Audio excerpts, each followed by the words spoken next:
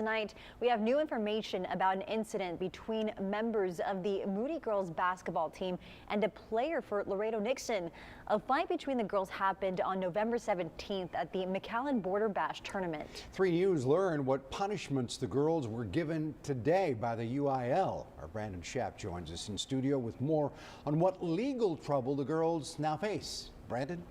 Hey, good evening, Leslie and Rudy. And the UIL State Executive Committee met today to decide what should happen to the Moody girls basketball players that were involved. Well, according to McAllen ISD officials, no arrests were made at the game last month, but a Laredo-Nixon player has now filed charges.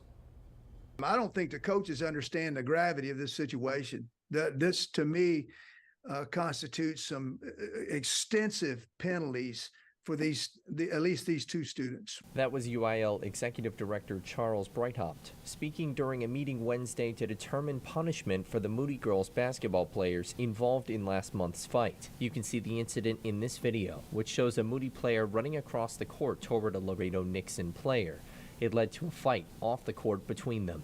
The incident would lead to canceled games, and players involved were given a 3-game suspension, which committee chair Mike Motherall said was not enough. I say that because of the danger that was involved in that, and the vicious nature of what we saw and what the future holds with basketball games with those particular students involved.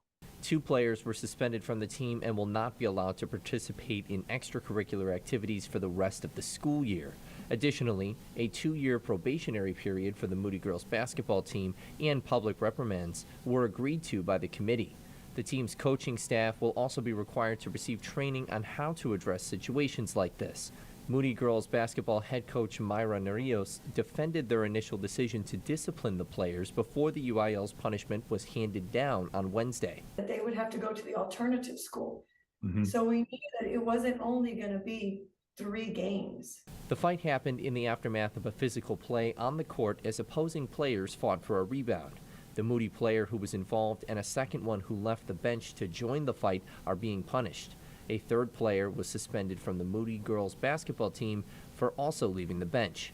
Moody principal Enrique Vela, speaking to the UIL committee and Laredo-Nixon officials directly, apologized for the incident. I do want to extend a formal apology to the Laredo-Nixon community and coaches and parents and everybody involved. Working with my kids, my families, my communities, my coaching staff, and working to not have an incident like this ever happen again.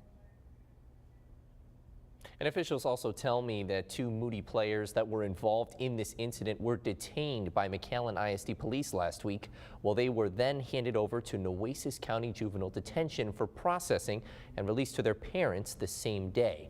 Well, they were charged with Class A assault, and this case will be handled by Hidalgo County since that's where the incident happened. Rudy, Leslie. Brandon, thank you for that report. Well, the University